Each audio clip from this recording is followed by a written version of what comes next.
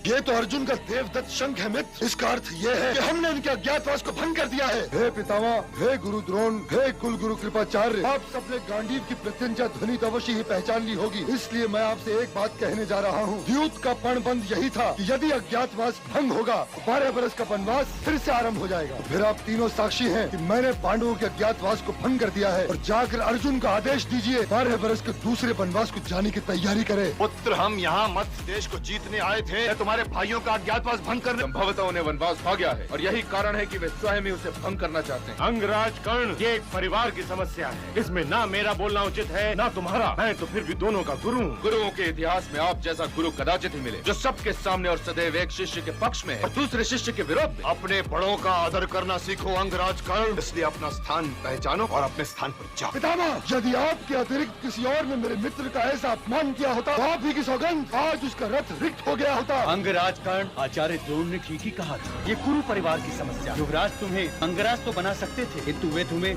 गुरु वंशज नहीं बना सकते। इसीलिए प्रिय दुर्योधन, तुम भी गंगा पुत्र से क्षमा मांगो। मैं क्षमा चाहता हूँ पितामह, परंतु मैं विवश हूँ। मुझसे मेरे क्रोध का अश्व सदा नहीं जाता। कहीं ऐसा न हो पुत्र कि जब ये अश्व सध जाए तो तुम ये देखो कि तुम अश्वरोहण करने के योग्य ही नहीं रहे। इसलिए मेरा कहा मानो, सेना को लेकर हस्तिनापुर की ओर लौट चलो। चाहे युद्ध हो या द्यूत, कपट नहीं करना चाहिए पुत्र। जब चौसर का अंतिम दांव लगा था तो मैं वहाँ था पुत्र। और तब ये नहीं ठहरी थी कि तुम अपने गुप्तचरों को लेकर पांडु पुत्रों के अज्ञातवास को भंग करने का प्रयत्न भी करोगे।